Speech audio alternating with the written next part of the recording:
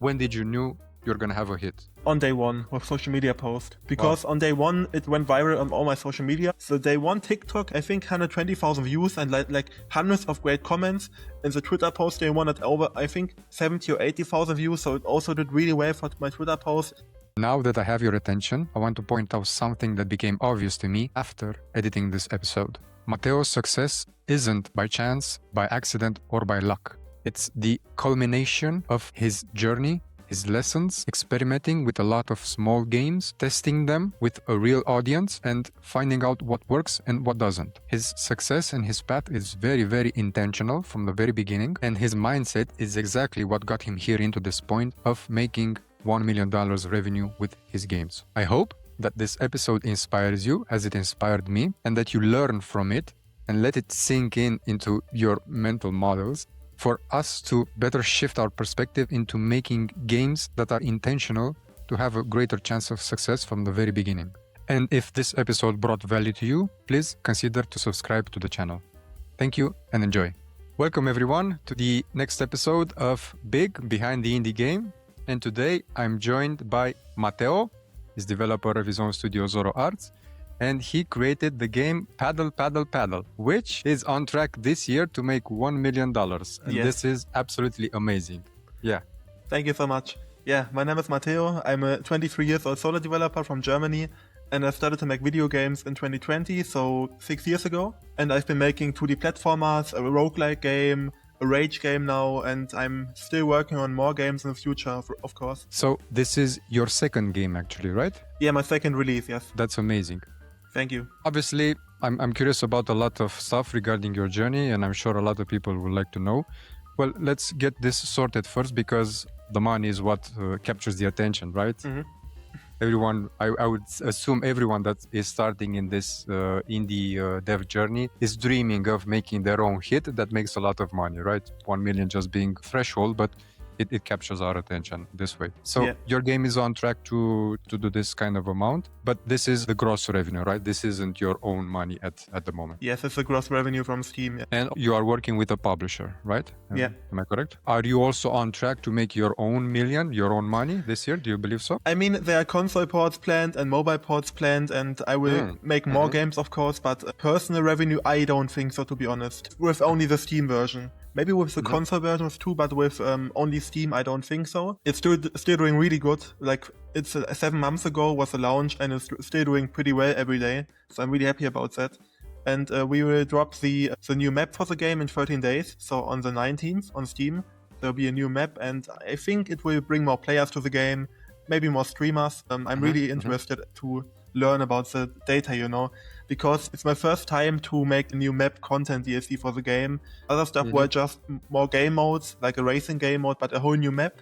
It's kind of like a new game because it's the size of the main map, you know, increasing the game by 2. I'm really excited how it will perform and how people will like the new map. In that note, let's do an overview of the game. So I'm gonna share your Steam page of the game.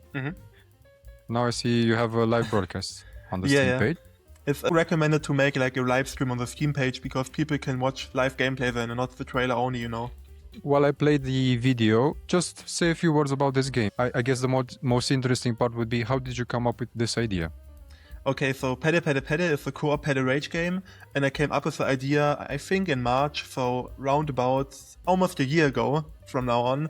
I took a shower and I thought about a game idea, because back then I played a lot of Chain Together, Carry the Glass, and these co-op rage games, and I really love this like really hard difficulty rage games that you can play with a friend. And they are basically called friend slop right now. I like this term, but people don't like this often. But I don't really care about it. It's just because people can find and understand the game better if they hear it's a friend slop game, you know? Because basically it's you play with a friend, and these games are often not made with like high quality assets, you know. With Paddle Paddle Paddle, I made all the 3D models and all the art myself, so it doesn't look like a masterpiece, of course. It's all handmade, and I'm really happy about the art style because it fits to the game, you know. I wanted to go for a really fun and cartoony game style. I thought this like cartoony and low poly art style would fit the game. And when you can see games like Chain Together, Only Up, Carry the Glass, they all look really stylized and cartoony, but not really realistic, because people don't really care about the graphics in this kind of game. I got the idea for the game in March when I took a shower. Then I thought about maybe I can make like a game like Chain Together, but with a physics-based paddleboard mechanic. Because I was on a paddleboard with my brother, I think 2 years ago from now, in the summer vacation. And we drove a paddleboard, so we paddled a bit, and it was really hard to paddle in sync. So I thought about making a co-op game out of it, because it's a really difficult thing in real life, so maybe it can work in a game too, I thought. And it really worked. I made the prototype of the game in, I think, 2 or 3 hours. On the first day, I already shared gameplay on Twitter and on TikTok to see if the gameplay mechanic is like interesting for the people. And this first Twitter post did really well, because a good post for me was like 500 likes, for example. But the first Pede post had 1,200 likes, so it did way better than my previous post, even though it was just... Where did you post this? On Twitter and on TikTok. So on these are my 2 main social medias. Because Instagram is not really my type of thing. I just, there's mostly my family and stuff, so I don't really post much there. On TikTok, I grew a community of, I think, 32,000 followers, and it's really good to evaluate a game idea, because I can get direct feedback really fast. The first video on TikTok had over 100,000 likes. It's only German language, because it's my German TikTok account. In my previous games, I had mostly German marketing, because German streamers played the game, and I couldn't make the language in English then, because they're German streamers, you know. So I thought I would build up a community in Germany then. Is that your own personal account or the game's TikTok account? It's my developer's TikTok account. So I don't really make TikTok accounts for my games. I make it for my studio, because I don't really want to make 7 different accounts and manage them, to be honest.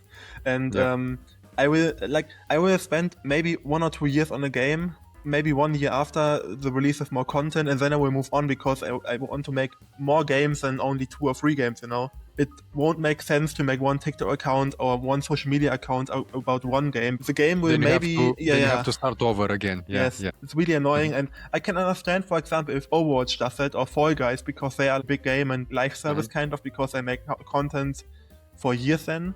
But for my games, maybe when a game does really good, then I will make it, but not for now. I still have so many ideas and want to make more games, and just limiting myself to 1 TikTok account. And I already got in touch with Press, Automation, Famitsu. They are really major Asian news outlets, and they shared the gameplay already on the first day. So it was really big for me to have this media coverage on the first day without me even reaching out. They saw the post on Reddit. On the second day, I made a post on Reddit, and it also did really well. What I found out as a developer is people will scout for games. Press will scout for games on Reddit often. In the previous days, I saw a lot of friends or co-op games inspired by Pede, and I reached out to the developers to find out, because there's one game called Log Riders, which is really cool, and I really like this gameplay idea. It kind of takes the Pede or Carry the Glass 2-player co-op, but with a balancing on a wood mechanic. So I think this game will be the next big hit, in my opinion, because I can already tell the graphics are great, the gameplay did really well on social media. And the developers reached out and said that they know Pede, and I think they're even inspired or fans of the game. Wow, that's great. It's pretty awesome, to see other devs making games inspired by my own game, you know, and I'm pretty happy about that. And I can see... that's amazing. Yeah, that's a great compliment. Yeah, I think so too. But I can see there's a really unique idea behind this game, you know. This balancing thing could be really big in the future when it's out. And I think it's dropping in 6 days. I wish them all the best for the launch. Yeah, that's amazing. This new genre that popped up called Friends Lab, social component, social gameplay to it, where you just have fun. That's the main idea. I think Peak is one of games that inventors of this genre. I've played a bit that game. It's really fun. It's really well made. Maybe if you got in contact with them, maybe possibility for some kind of collaboration or do bundles together or something like that. We are already talking about that, so there will be something on launch day for them. You said this idea came to you in the bathroom, right? Yes, in the shower. Yeah, in the shower. That's a great place to just decompress and just have some time with yourself. Yeah. Would you say that this still is your dream game? I don't really have a dream game right now, because my dream game was already made. It's Maki's Adventure, my first game. So the first one? This was my dream game, yes. I spent 2 years on it, and it's my absolute dream game, because it combines my favorite things. I love sharks, they're my favorite animal. I love pixel art. I grew up with Pokemon Pearl, for example, and this old school pixel art games. This combination of 3D, 2D. The game is inspired by my two favorite games of all time, Hollow Knight and the Wind Waker from Zelda series. I wanted to combine the platforming and movement from Hollow Knight and the combat from Hollow Knight with the boss fights, dungeons, and exploration of Wind Waker. Maki's Adventure was my absolute dream project, and I'm happy that it's done, you know. The PC version is done. Every content that I wanted to make is done. Level editor, a racing mode, like the 6-hour main gameplay story, and all the other stuff. Also, it's on consoles everywhere. It's on mobile. It's physically for PC available. So wow, everything is done for the game, and I'm ready to move on, you know. And right there you can see right now there will be like a level editor. Yes, you can play it on Steam too, and you can build your own dungeons too, because I love Mario Maker and want to make my own Mario Maker. So I made a level editor for people to make their own dungeons. This game is done, it's my dream game, and I don't really want to make it any bigger because I don't have any ideas, and I don't like to building more ideas if I don't have ideas, you know, just to make it longer. It's the end, it's over, and I'm happy about that. That's amazing. That's an amazing life lesson here, what you're sharing, Mateo. You said you did the game that you wanted to make. You poured your heart into it. You made all the content that you wanted to do. At the same time, you published it on console and mobile. Yeah. All by yourself? No, with a publisher. The mobile was my own port, but the console version is done by East Asia Soft. They're an Asian, I think, porting studio, and they mainly make games for the console. So they mainly are porting other indie games to the console, and they did a great job. They did the cover art in the top right. I think it's awesome, and they did it without me having to pay them, you know. So it's a really cool thing. And the console version is like a good income source right now, so it's still pretty good, doing pretty good right now. And it's still performing. It's more than I made with my university job. You launched this game 3 years ago, right? Yes. I see 18 January. That means you started making this game while you were in high school or at the end of high school, right? Yes, exactly. I started when I just graduated from high school. Wow, that's really amazing. Congratulations. Thank you. What did you learn from this whole experience of making the first game and now your second game, which is a big success? Right now, I think the market has shifted and is way smarter for indies like me, for small solo devs or for small teams, to make games with a smaller scope. Maki's Adventure was a full game with like 6-hour story, there's a level editor, racing mode, and it was way too much content to make for a solo dev. It took me 3 years to make all the content. In the end, the genre is not really popular because it's like a Metroidvania platformer genre, which is oversaturated. Most of the games don't really get the spotlight, you know, even though they got great reviews. Like Maki's Adventure had great reviews from press, from players, and they really loved it. It was on many hidden gem lists. The game did a really great job, but it just didn't make it through the Steam walls, you know what I mean? The marketing maybe was too bad from my side, or maybe it was just not the right time to publish a 2D platformer game. But what I learned from Pede Pede Pede is that if you make games oriented at the market, the game is purely streamer focused and trending genre right now with the co-op games. When I started to make the game, games like Chain Together, Only Up, how it's called, Carry the Glass, they are all trending at that time. So I thought I would make my own game in that genre. And it did really well because there wasn't that many games in the co-op friends club genre right now. And when I started, there were like 3 big giants, like, as I said, Carry the Glass, Chain Together, 2 or 3 big giants, but not many more titles to come. It's the next big thing to make the co-op friends club game here. So I had a really good timing, I would say. It was also just because I made a game in a trending genre, which did pretty well. And I could keep the development time really low because I could reuse a lot of my previous used assets. I made all the water shader, I made the terrains on the side, I made the trees, all for Maki's Adventure already. So I could just reuse them. And That's very smart. Yeah, I think so. The only thing I had to make new is, I think, the wood gates, the checkpoints, the player, of course, and some of the obstacles. The environment parts are just models that I made in the past. And what type of game engine are you using? Unity. And you said you made the assets yourself, right? The 3D Yeah, I made everything. Some textures are from CC0 Texture, so there is a license-free texture site where you can grab textures for your games and stuff. The game has not really many textures. I think only the grass texture, the earth, dirt texture, and the tree texture. Everything else is really blank. The game has maybe 6 textures in the end. But like all the 3D models and all the graphics, other than the textures, I made by myself. Does that mean that you had a budget for this game? Did you have to pay for anything, or just for your living expenses? I think the budget is mainly for the music, because I pay for a music site where I can use music from them. It's called Pond5.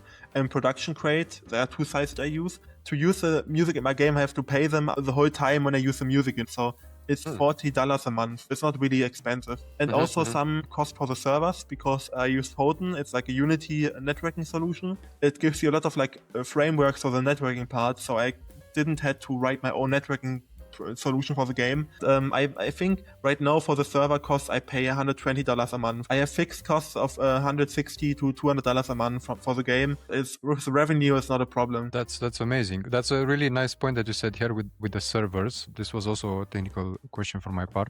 If it was like peer-to-peer hosting on local device or a dedicated server. I wish I knew how to make peer-to-peer, because maybe with peer-to-peer it wouldn't be that expensive, because I have costs from the Photon servers, of course, but servers do really but well. It's not that high. It's not not high. Yeah. So I'm happy about that. On average, how many concurrent players do you have? I think every day the 100 CCU is reached right now. So it's like 80 to 120 on a sale. Like when the game is on sale, mostly maybe 200 players a day. But daily active users, I think 10 to 15,000, but the CCU is never really going higher than 200 right now. And for example, in terms of server costs, you'll have a 1,000 CCUs. Then the cost of the server hosting would go up, right? It will be a bit higher, but it's like there's a big starting cost, but more CCUs are not really that expensive. How many wishlists did you have on launch? Yeah, on launch day, the interesting part was that 3 days before launch, the game entered the popular upcoming chart, had about 7.8 thousand wishlists. But then I had 3 days of popular upcoming, so the front page on Steam, and on launch day I had almost 11,000, so 10,700, about that. The game had a really low development time. When the Steam page was uploaded on, I think, end of March, the game had like 11,000 wishlists in only 4 to 5 months. On the Steam algorithm, it was a really hot game then. It had a really good wishlist velocity, but I think 11,000 wishes are not enough to get that many sales with a game with 2 or 3 years of development time. Because Mackey's Adventure had the same wishlist amount on launch day, but it took me 2 years to make it, so the wishlist velocity was way worse on that game. Also launch day, game launched on 25th July 2025, and it did really well on launch day because a big streamer in Germany played it. I think he had 25,000 viewers on the chat. It's a really like loyal community. His community is really indie friendly and they love indie games. We knew each other from events. He's like one of the biggest streamers in Germany and he already knew my games from my previous games and from the Gamescom, and we talked already at parties and stuff. So he kind of wanted to do me a favor and check out my game on stream and said this game is by someone in the community, check it out. And I think this really helped me to get into new and trending, because the game spent almost 5 days in new and trending then on the Steam front page in the the new and trending category in the bottom. And that helped propel the game. Yeah, it was crazy. That's amazing. It was crazy time there, because we launched the game on a Friday. On the weekends there are no Steam releases, so we wanted to go all in and risk a Friday launch. Many big games launch on Friday because they don't have any other games, other enemy games. There are no game release on Saturday, Sunday, so if your game does really well on a Friday, then you will stay on the front page for the whole weekend. And we stayed on the front page until Tuesday, I think. So 5 days already. It was crazy. Congratulations. Thank you. This was also another question that I had planned. If you contacted streamers or was it all organic? You already said that you had a conversation with a streamer you already knew. And once that streamer played your game, did it catch on other streamers, or did you have to contact others directly? In the beginning of the demo, I really reached out to 4 or 5 big streamers in Germany. Back then I posted on Twitter, and the Twitter post did really well. Some streamers already saw the Twitter post and wanted to get a streamer version to play, like a streamer demo. This showed me that the game had big potential, so I made a demo in 2 weeks then to prove the game concept by having a playable version of the game. And this demo did really well. It had, I think, 100k downloads until now, so it did really well for a demo for my experience. And the game went viral because the demo did really well. So the demo had, I think, 600 very positive reviews, so it did really well on Steam, and people found out about the game in the Steam market then, and through streamer coverage. But also streamers found the game on Steam because they found it's in the popular demos, So I think the demo... So it was a self-perpetuating loop. Yeah, it's crazy. The demo that really helped the game to get more people on it. And because the development time was really short, they remembered the game name because they played the demo 3 months ago or 2 months ago. The demo timeline as early as possible, combined with a really short development time of the overall game, did a really well job in getting the hype constantly up. The demo was played by the biggest streamers in Germany, and they also later on played the full game. So we had double coverage by them. It was crazy.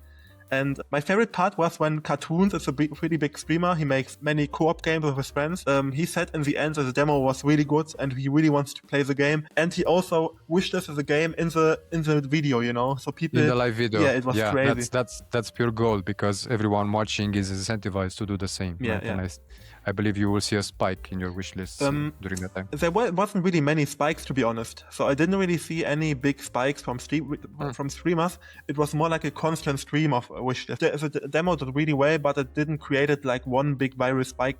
For a big viral spike, there should be a video with 2 or 3 million views, like from Smitty, who played the full game then. But there was pretty good coverage, had 100k, 200k, maybe 500k views, but to my surprise, it didn't make that many spikes, except in the players of the demo. So when the big streamers played the game, I saw a big spike in the demo players, but not in the wishlist, because maybe people don't really like to wishlist rage games. I don't know. People enjoyed it, but forgot to wishlist it. So the wishlist conversion was pretty bad for the demo, to be honest. Yeah. You need to remind players to wishlist it. Yeah. I'm very curious. Did you have this in mind when you made the game in the beginning, incorporating this social component into it to be for streamers first? Yes, really soon. When I made the game, the first prototype, I just wanted to make a rage game, like getting over it with a pedal boat. But then on day 2, I thought to myself, why not make a co-op game out of it? So on day 1, it was meant to be like a really hard rafting game, where you just have to pedal and overcome difficulty seas. But then on day 2, I thought about making it into a co-op game. So the co-op game, like, it's really fun to see, but on Twitter I documented the whole development. So I posted like almost every day there, and you can see that on day 2 there were 2 people, like there's 2 guys in the boat. But on day 1 there was only one dude. The blue t-shirt dude was in the boat and paddled on both sides on his own. So the co-op aspect came really soon, but on day 1 it was meant to be a solo game, to be honest. Interesting what you said here. Initially, you wanted to make it a very challenging game, like getting over it with Benefodi, as you said. I played that one. It makes me swear every time. Yeah. And then you said, okay, let's not make it that difficult, but let's make it more cooperative for players to help each other overcome a challenge together, right? Yes. And I think this is another core component of the friend slop genre. I've seen a lot of people and a lot of players.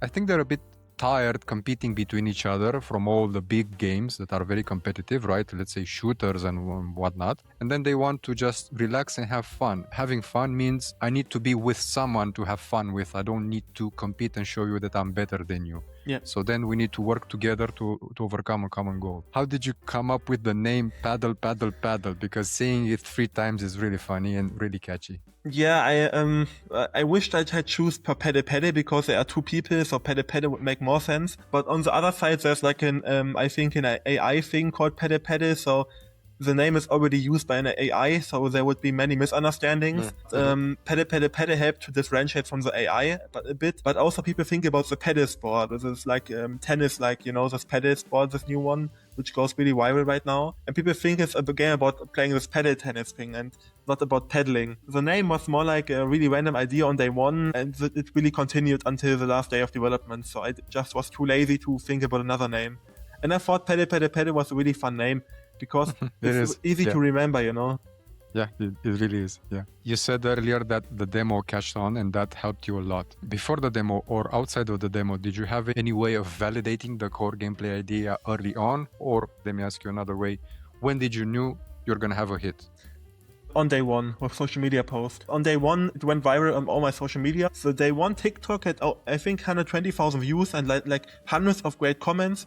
And the Twitter post day 1 had over I think 70 or 80,000 views. So it also did really well for my Twitter post. And having this number, so not only on one social media but also on TikTok, seeing that the game went viral on TikTok and Twitter did really well for my ego, I have to say, and it showed me that the game mechanic has big potential. And then when the first streamers reached out, this one was my favorite part, because there was one streamer in Germany who didn't really wanted to play Maki's Adventure because it was like too niche for his community. But when I reached out to him with Pede Pede Pede with the demo, it did crazy good.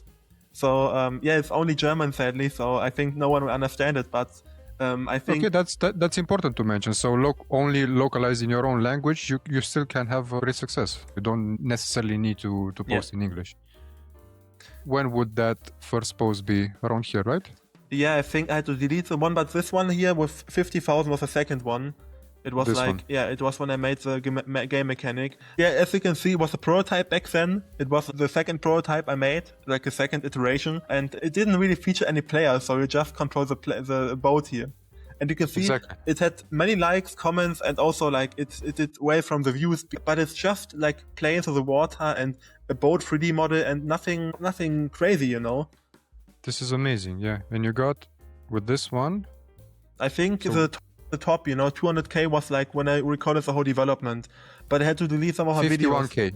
Yeah, you had 51k with the first one. But you can see the next one also has 12k, so the numbers did great on social media already. That's amazing. Great job.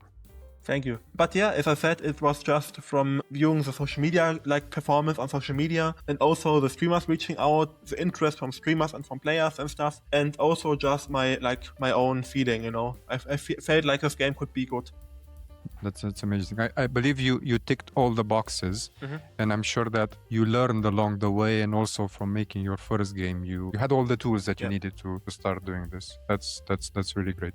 And now in the present, how are you promoting your game? What is the publisher doing this for you? Like promoting my game makes no sense anymore. I post like maybe two. Wow. Now sorry. That's a flex. Yeah, but I'm gonna stop you there. That's a flex. I don't need to promote my own game anymore. Like, congratulations. like just reaching out to streamers is way more useful because people on my social media accounts play the game already. So it's hard to find new people, and of course the game goes viral when I post on social media right now.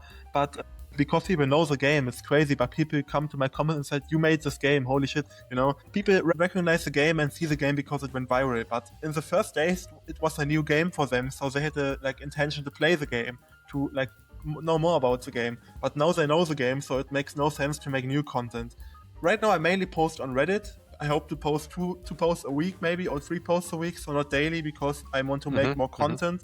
And my main focus is making the game better, because right now I have a fan base of the game.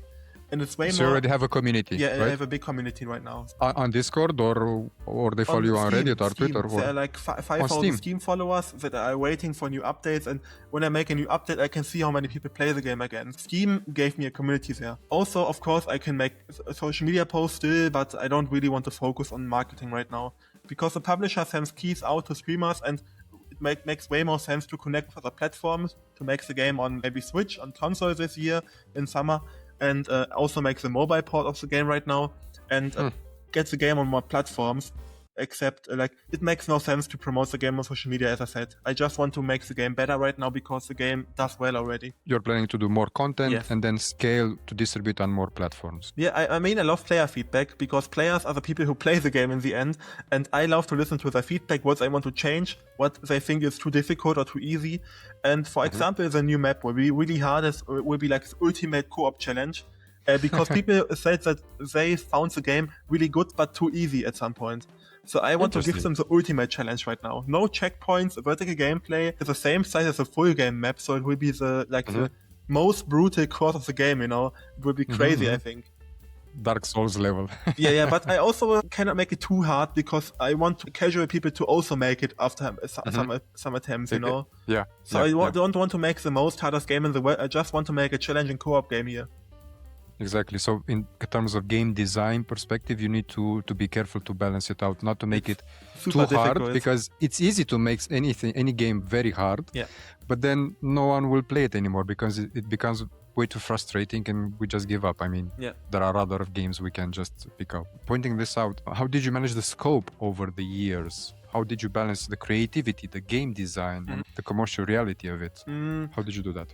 Right now, I made for Maki's Adventure, it was a really big feature creep for me. I made way too many features and never finished them. It wasn't like a development hell, as I think we can say it like that. But with Pede, I tried to make one big list of features and ideas that I had from the beginning and stick to the list. One big Word document where I had every idea and every part of the game written down. And I just had to build it in Unity and make the 3D models and make the code to make it work. But with Pede, I don't edit any idea after the development started. So when I had my planning, I maybe made one adjustments to the ideas that I had, but I didn't add new ideas to the game. So you were laser focused from the very beginning. Yeah. You had a vision and you said, okay, I'm gonna execute it and publish it this way. Yeah. Not But- spend time experimenting left and right. Also, it was really fun because it planned the full game after I made the demo. So it was more like 2 steps. The demo was one thing where I planned the demo, made the demo level.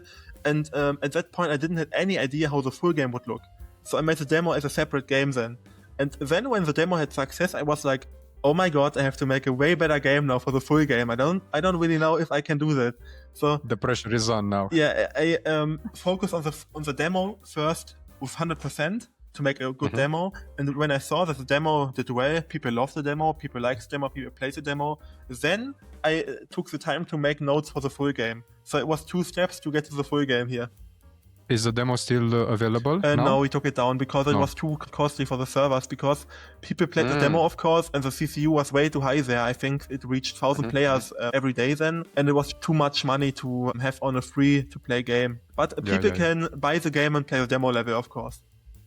See, you have it at €4.99, so €5 Yeah. price point is a really good price point for this. I think this helps out to be in the category of, let's say, cheap games or cheapish, right? Yeah, and That also aren't expensive. Yeah. Also, the game is on sale every time it can be. It's not mostly on sale for like €2, €3. So it's really cheap. It's almost as cheap as a cheeseburger from McDonald's, you know. So people can't really complain about the price, and people really love the price. And some people and streamers said that I had to increase the price because the game is way too good for only €3 or €5. But I'm like, I want everyone to experience the game, so I don't really care if the game is for €10 or €2. I just want to get the ROI back, the server costs and stuff. Maybe it's the reason that the game did really well, that the price is so low, because it's like a no-brainer, you know? I see you already have some bundles here. Congratulations on this. Thank you. I'm sure bundles do well. They perform really well. Yeah, I just love to make collabs and make bundles of other games, because that way you learn your developers, to meet them, and you talk to other publishers and stuff. And I even reached out to Devolver to make a bundle with Baby Steps, but they said that they really like Pedal, but they don't make any bundles right now. So maybe in the future. Yeah, good luck on that. That's a really great initiative that you talk with them. They're a really great Yeah, publisher. they are huge. Yeah. Well, I have a curiosity in this case. Why did you opt to work with a publisher? Why didn't you publish on your own? It was not really like a planned decision. It was just because I knew Assemble already from, I think, 4 years or 3 years in the industry. They already reached out with Maki's Adventure as a publishing game. But I was like, I want to make it solo. But Pedal was a really short development time and not a serious game project at that time. It was just a really small game and an experiment if I can make a really small and popular game, if I like fully targeted on streamers.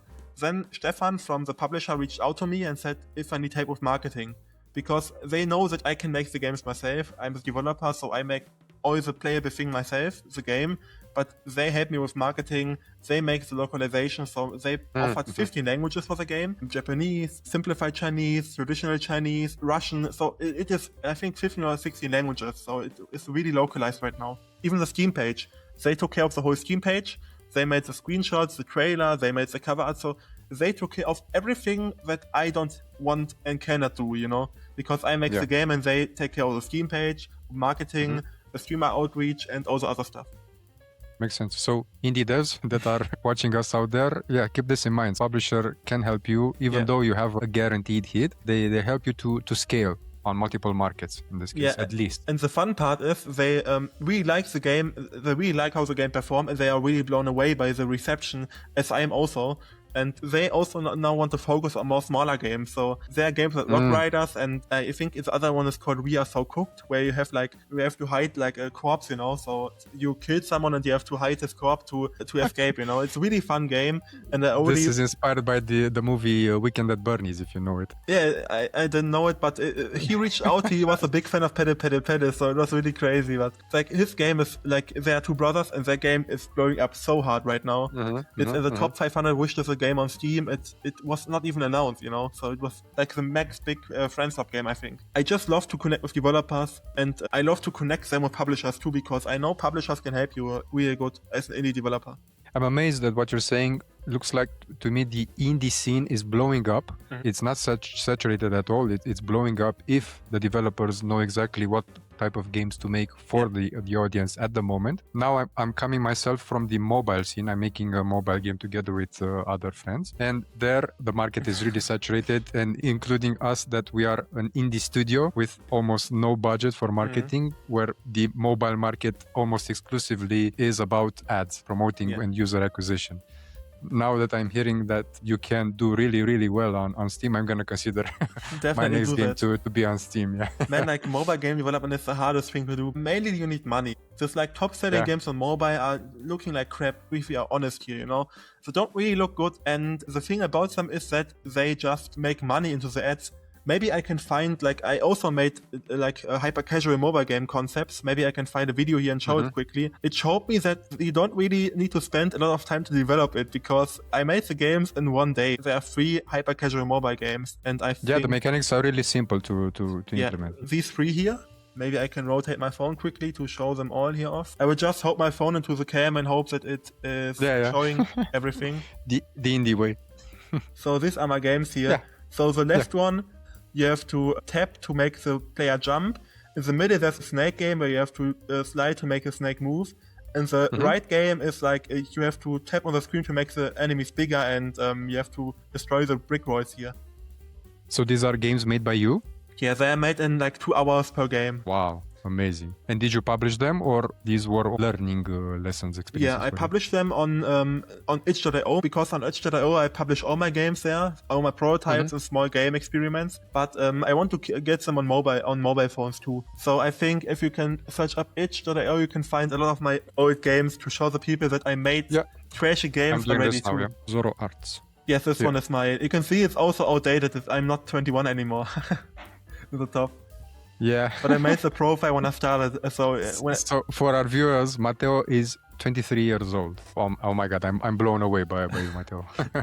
You can see by there your experience and your achievements. Yeah. Thank you. But I also published Monkey's Adventure there, so you can buy it there too, because I found out that streamers like to find games on itch. So I published my main games there too. Paddle has a demo there too.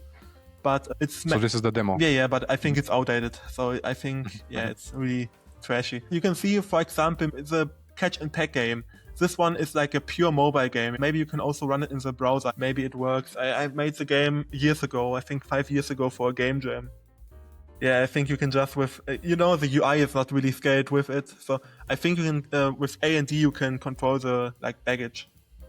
Yeah. Oh, and you have to catch all the falling down things for the vacation, but not the bombs and stuff, and not the mask. So not something that the airport wouldn't let through, Yeah, these are simple mechanics used in hyper-casual games. Yeah. And what did you learn from making this type of games? How to make art, because I focus on making the art myself. So I use it to learn how to make vector art, how to I think it still looks great for mobile phones, I think it would do pretty well 10 years ago on the mobile phone, this game, but it was just an experiment. So I made the games really fast and just to learn. Maybe Wind is a really fun game to check out right now.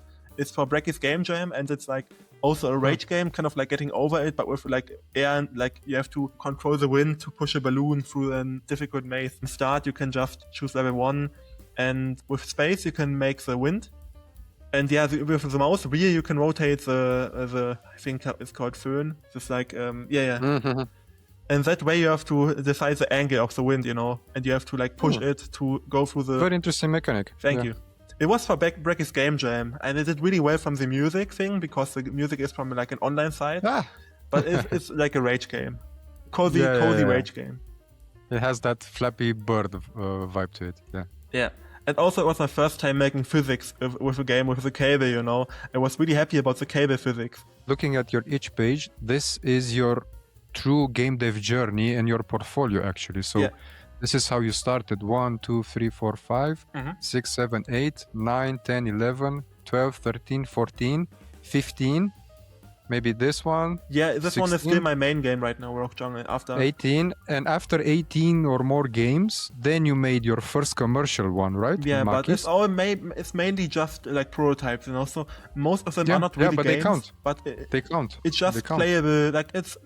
Yeah, it's like 18 game experience or games. Because each one adds your experience, each one has your lessons, right? You learn from every one of them. And then 19, and then on your 20th game, now you are on your way to make $1 million out of this game. So this is really important for a lot of people to understand. This isn't your first game, first experience making this. You have a lot of experience early on. Yeah, but this was my way to learn. Intention.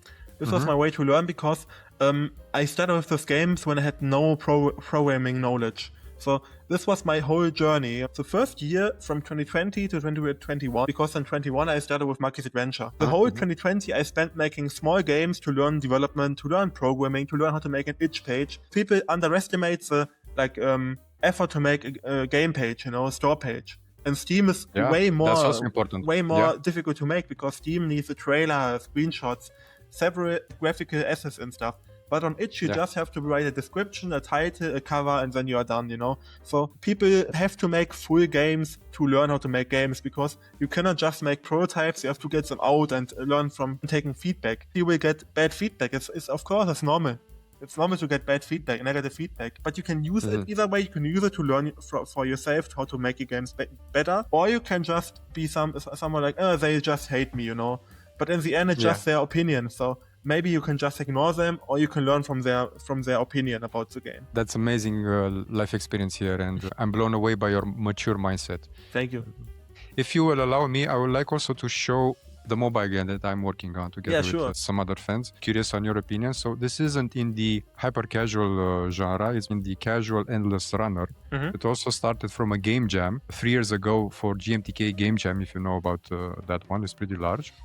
Now it's called Froggy Go, and it's a reverse frogger. A frog crosses the road and it needs to catch mosquitoes, but you don't control the frog, you control the cars. So as you can see in the video here highlighted, you need to tap either the button for the powers, or you need to tap the cars to move the cars out of the way. And this is a really difficult mechanic to show to the player once they first install the game. We're gonna launch this month. It's still in development. What I can already say is I really like the GIF in the top because it shows the gameplay perfectly. And the screenshots look really professional because they are like characters holding a sign to explain gameplay. I think it adds really big to the store page. Because for my store pages, I just made in-game screenshots and called it a day.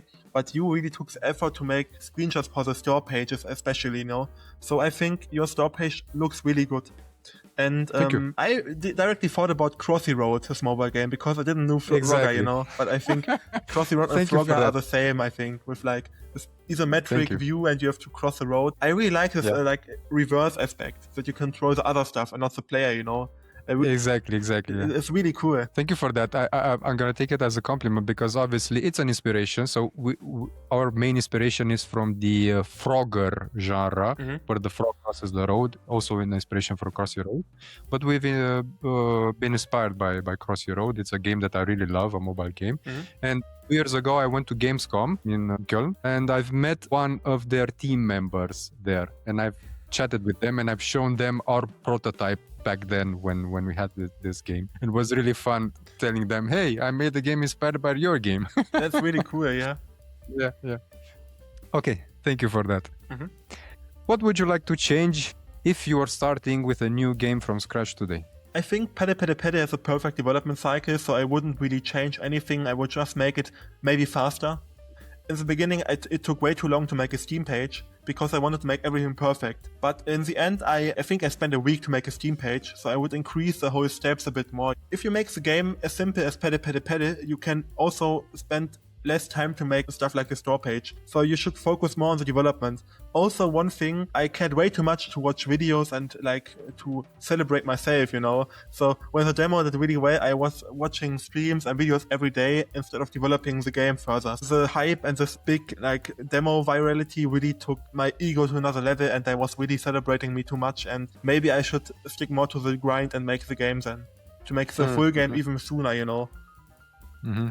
So putting your efforts in being more focused to finish faster, Yeah. right? To get the lessons and to validate the idea faster. I mean, people will think I'm weird because the game did only 4 months of development, so the development cycle was really, really short, but it could have been 2 months if I have focused a bit more. Did you work in your own free time or full time on this game? When say 4 months, Yeah. Monday, Friday, 8 hours, or in your free times and weekends? Like, I'm a student, so I cannot spend from 8 to 6 or something like that, but I still spend like 5 to 6 hours every single day, at least. Wow, that's amazing. Yeah, because That's because amazing work ethic. it's also my hobby, you know. I love to make games, so of course it's something like my job right now, but also it's my hobby still, so I really love to do it. Of course the money is pretty awesome and stuff, but I care about the game development more than the money right now, and I still love to make games and not like count the money that I made. Do you view the success with Paddle as a burden maybe, or that the pressure is a bit higher on you now to do better with even the next content or the next game? Like, I got many advice on LinkedIn from like fellow developers and like industry people who said that this game did really well and I shouldn't really expect the same amount of hype for my next game. But to be honest, I don't really care. If this game did well, I'm really happy about it. I don't really care. I make the next game, and if it's only sold 100 units, then I don't care. I make the next game. So there was a game called Backseat Drivers, and it had like 150,000 wishlists on launch day. It was 15 times the wishlist count as Pedal Pedal Pedal. But my game still sold better because I think maybe the timing or maybe the luck is better on my side. So we cannot really expect big numbers from a game, even though the game had big numbers before launch, you know? So it's always luck, always timing involved, and in the end just makes the game. And if this game doesn't do well, maybe support the game for 1 more month to fix the bugs, to make the player feedback, and then move on to the next game. Because if you are not Balatro, if you are not maybe Lethal Company, then you won't make only one game to make a living, you know? You have to make multiple games. And the good thing about myself is I'm really creative. So I already have 10 more ideas in my head. So I don't really, if I want, I can make more games this year. I can release 2 more games this year if I want. Because they are small games. Amazing. That's really amazing. You said luck is an important factor in this, and it's true. There are a lot of things that are out of our control. But I would add that in your situation with your game, there were a lot of things that you were very intentional from the very beginning, that you decided on key factors that guaranteed a high chance of success for you. So both are important, right? Yeah. Because luck may appear in the form of an opportunity for a really big streamer to showcase you, but if you weren't intentional to make a game that's fit for that occasion, then luck wouldn't mean anything in that case. It's important to just stick to the grind, and even if the next game only sells like 10,000 copies or 5,000 or 2,000 copies, then I will move on to the next game, because I don't really limit myself to one game. Like with Rogue Jungle, I know that the game will perform good because the demo and playtest did really well. It showed me that the game concept is really popular and people like it because it combines my 3 favorite roguelike games. It's like a dungeon crawler with procedurally generated dungeons like Hades, but in a jungle. That's a great game. So it's like a jungle setting, and then you are Vampire Survivor like weapons. So you have like combat in Vampire Survivor style where you shoot everything out of yourself and you defeat enemy hordes. But the weapons are card decks, so it's deck building for the weapons, you know? And you can combine weapons to build more overpowered weapons. For example, you can combine a ghost and a feather to make it into a demon bird. And you can combine it like a fireball and a bow to make a firebow. So you can craft hundreds of weapons out of the existing weapons to make better weapons. This like weapon crafting combined with this like procedurally generated dungeon crawling, combined with this Vampire Survivor weapon combat that feels just awesome and satisfying, is like, I think, the next big thing is a roguelike thing. I could definitely think about that. These are very interesting ideas, and maybe if you can combine it also with Friends Lab, I don't know, that would guarantee you the social aspect of it. This will be a serious roguelike game. But roguelike and deck builders are still very trending, high interest. Yeah, very trending. Yeah. Do you have plans to stay as a solo developer, or would you like to expand with your own team in the near future? The crazy part is that many people apply for my studio because they think I'm a real studio. There's a thing called Games Map Germany in Germany here, where you can see studios and developers on the map here. And I'm the only developer on the map for my own city and for the neighbor cities, you know. So, but I get all the applications from students, from like other developers, students from high school and stuff. I'm just one random dude who makes games from this parents' house, you know. So I don't really take applications right now. But it's hard because I get 3 applications a day right now because it's like Really? the application time where people apply for the university semesters, Maybe in 4 years or maybe in 2 years already. Maybe in 1 year. Maybe I change my mind. But I think this year it's clear I will stay solo. Nice. Where can people find out more about you or your game? I'm ZoroArts on all social media, so Twitter or X, LinkedIn, YouTube. I also make sometimes a devlog. One big thing I want to talk about, because I get many marketing questions. I recorded already my big marketing video on YouTube, and it will be 15 minutes of all my knowledge about marketing, streamer outreach, Steam front page coverage and stuff. It is all in one video, and the video will drop next week. So if you want to learn about marketing, then you can follow me on YouTube already. I'm called ZoroArts there. And perfect. I'm gonna drop the links in the description of this video. Thank you. But also on Steam, of course, I'm ZoroArts. It's my developer account there. You can follow my games or play my games there. I'm ZoroArts in every social media, so you can find me everywhere. Perfect. So please, people, thank you. Follow him. Follow Mateo. He has a really great journey ahead of himself. He's just starting. Thank you so much. Yeah. Are you gonna participate in any game conventions this year? I will have a booth at a local event. It's called Baltic Games Fest. They offer free booths to indie developers. So I will be there, and of course Gamescom. There's big anime convention called Dokumi, where they also have indie game booths there, and I will also maybe have a booth there. I have applied for a booth, but I don't have an answer yet. I will be at Gamescom at any case. If I don't get a booth, I will be as visitor, because it's half an hour out with the car. It's really close to me, so I don't have any reasons to not go there. So you have your own desk there where people can come and play your game, right? I will try to do that. I have a booth every year, but there's an application phase for every year. So I don't have any answer yet, but I will apply for a booth there. Well, Mateo, I'm really blown away by your journey and your story. Thank you for taking the time to share the story with me and to us, the whole audience. I have one last question at the end. But before that, is there anything else you would like to add to this conversation or tell the viewers? One big motivational word for myself, for fellow developers that are aspiring. Right now is the best time to make small games. I can tell to you that starting out small and making small game ideas, maybe releasing 2 or 3 games every year instead of releasing a game every 3 years, is a way better way to go for indie developers. Stay small, make small games, make focused games about 1 mechanic or 2 mechanics, not too complicated, and stay indie and you will rock. I wish you all the best. Gonna clap. Thank you. That's amazing. Really, really solid advice. And also for myself, I'm struggling to make this shifts. The game Fregigo that I showed earlier, we've been working on this for 2.5 years in our own free time, not full time, in our own free time. But still, it's quite a long time. Yeah. And I also want to shift to make around 2 games per year. Okay, closing this segment, I would like to ask you a question that was asked from the previous guest that I had, Lexi, who is making the game High Seas, High Profits. One guest leaves a question for the next guest, not knowing who they are. This is inspired by another podcast that I like, Diary of a CEO from Stephen Bartlett. And the question from Lexi to you is, what's your indie dev superpower? What do you think is your edge in this challenging indie dev space? Oh, I know something. I can make quickly prototypes really fast. If I have an idea, I can evaluate the idea really fast. I can make a prototype in a few hours and evaluate the idea from a prototype there. Many people call me the prototype developer because when I have an idea, I make a demo or prototype in maybe 2 or 3 hours and then already share it on social media. People have seen many ideas from myself because I already posted the prototypes there. Wow.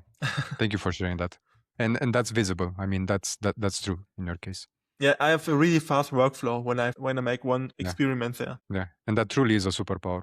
Thank you. Congrats on that. Okay, Mateo, thank you. Thank you very much for joining and being part of the big episode. Thank you so much for the invite.